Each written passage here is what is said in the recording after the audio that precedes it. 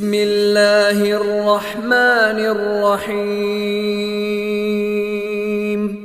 قل اعوذ برب الفلق من شر ما خلق ومن شر غاسق اذا وقب ومن شر النفاثات في العقد وَمِن شَرِّ حَاسِدٍ إِذَا حَسَدَ رب اشرح لي صدري ويسر لي أمري واحلل عقدة من لساني يفقهوا قولي. الحمد لله رب العالمين والصلاة والسلام على سيد المرسلين والعاقبة للمتقين أما بعد فأعوذ بالله من الشیطان الرجیم بسم اللہ الرحمن الرحیم. ہم نے حسد سے اپنے دل کو بچانا ہے. یہ اتنا برا عمل ہے کہ دنیا میں پہلا قتل بھی حسد کی وجہ سے ہوا. شیطان نے حضرت آدم علیہ السلام کو جنت سے نکلوایا تو اس کی بھی سب سے بڑی وجہ جیلسی تھی. حسد کی عموماً دو وجوہات ہوتی ہیں، ایک حب جاہ اور دوسری حب مال. حسد کی شروع احساس محرومی سے ہوتی ہے. حاسد قسم کے لوگ دوسروں کو دیکھ کر آہیں بھرتے ہیں، ہر ایک کا اپنے سے کمپیریزن کرتے ہیں. خود پر ترس کھانے کی کیفیت پھر جلن میں بدل جاتی ہے، جلن کڑھن میں بدلتی ہے، پھر انسان کو غصہ آتا ہے. غصے کا اگلا درجہ حسد ہے. اگر آپ پہلے درجے کو روک لیں تو حسد کی نوبت ہی نہ آئے. آپ کو اپنے اندر کوئی کمی محسوس ہو تو اپنے آپ سے کہیں کیا ہوا؟ میں اللہ کا فیصلہ ہوں، اللہ نے مجھے ایسا ہی بنایا. سورۃ النساء کی آیت 32 میں بیان کیا گیا اللہ تعالیٰ نے جو دوسروں کو اپنا فضل دیا اس کے اوپر تم جلا کوڑا نہ کرو. ایک بزرگ کا اتنا پیارا قول ہے، کہتے ہیں کہ میں کسی سے حسد نہیں کرتا کیونکہ اگر وہ شخص اہل جنت میں سے ہے تو اس کی نظر میں دنیا کی کیا ہے اہمیت. آج ہم بھی اس بات کو توجہ سے سنیں، جس کی وجہ سے میں اس سے حسد کروں. اگر وہ جہنمی ہے تو پھر اس سے حسد کا کیا فائدہ جس کا اپنا انجام اتنا برا ہوگا. اللہ کے نبی صلی اللہ علیہ وسلم نے فرمایا پہلی امتوں کی بیماری حسد، بغض غیر محسوس انداز میں تم میں بھی آ جائے گی، جو کیا کرے گی؟ مونڈ کر رکھ دینے والی ہے. بالوں کو نہیں مونڈتی بلکہ دین کو مونڈ کر رکھ دے گی. اس لیے یاد رکھیں بڑی بڑی نیکیاں کر کے بھی انسان کی جان کو خطرہ ہے کہ نیکی کسی بھی وقت برباد ہو جائے گی. کس کی وجہ سے؟ حسد کی وجہ سے.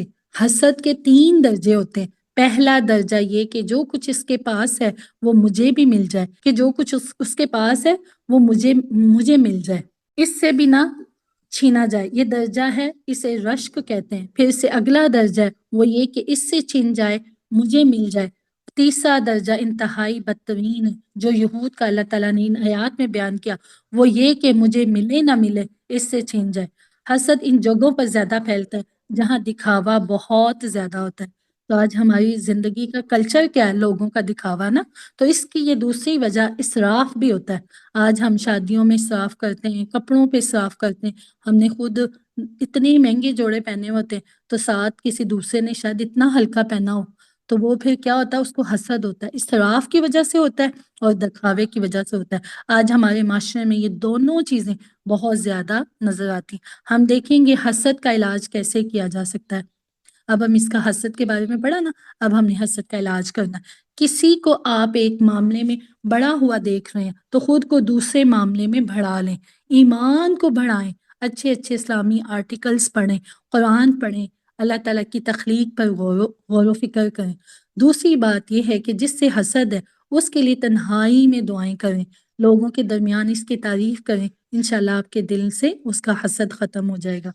جس سے آپ حسد محسوس ہو اس کو آگے بڑھ کر سلام کریں. اس کا اثر یہ ہوگا کہ آپ کے دل میں اس کے لیے جو میل ہوگا وہ انشاءاللہ دور ہو جائے گا. اس کو تحفہ دیں. یہ تو بہت مشکل کام ہے کیونکہ تحفے تحائف سے دل کا کینہ دور ہو جاتا ہے. علم والوں سے دوستی کریں. جب انسان کسی سے دوستی کرتا ہے تو اس کا اثر اس کے اوپر بھی آتا ہے. حسد سے بچنے کا ایک بڑا اہم ذریعہ یہ ہے کہ خود کو یقین دلائیں کہ یہ اس کا ذاتی فیصلہ تو نہیں، اللہ نے اس کو دیا ہے، میں اسے حسد کروں گا تو یہ زیادتی ہوگی. اللہ تعالیٰ عطا کرتا ہے جس کے لیے چاہتا ہے. اپنے آپ کو سزا دیں. اگر کسی کے بارے میں ایسا برا خیال ہے تو زیادہ سے زیادہ اللہ سے معافی مانگیں۔ کسی سے حسد ہو تو اس کے پاس جائیں، مناسب لفظوں میں اس کی تعریف کریں۔ پھر ایک ذریعہ یہ ہے کہ جو نعمتیں اس کے پاس ہیں ان کا احساس کریں، ان کے حساب کی فکر کریں۔ دیکھیں ہم جیسے کسی سے حسد کرتے ہیں نا، اس نے ہر نعمت کا ہم نے اللہ تعالیٰ کو حساب دینا۔ ہر نعمت ایک امتحان کا پرچہ ہوتی ہے نا۔ تو اب جس کو اگر اللہ تعالیٰ نے اتنی نعمتیں دے دی ہیں تو اللہ سبحانہ پھر اس کا حساب بھی تو اللہ تعالیٰ لے گا نا، یہی بات سوچ لے۔ پھر ایک اور بات، اگر آپ سے کوئی حسد کرتا ہے تو پھر کیا کریں؟ یعنی دوسروں کی بری نظروں سے بچنے کے لیے انسان کیا کرے؟ سب سے پہلے، اب یہ میرے اور آپ کے اکثر ہمیں ہوتا ہے نا، حسد لگ گیا، نظر لگ گئی، تو سب سے پہلے اپنی فرائض کی پابندی کریں، کیونکہ 5 نمازیں فرض پڑھ لیں، وہ اللہ تعالیٰ کی رحمت میں آ جاتا ہے۔ صبح شام کی دعائیں، خاص طور پر آخری 3 قل روزانہ صبح شام لازمی پڑھیں۔ یہ بات بڑی اہم ہے کہ ہم اپنی خوبیوں کا ذکر ہر وقت دوسروں کے سامنے نہ کریں۔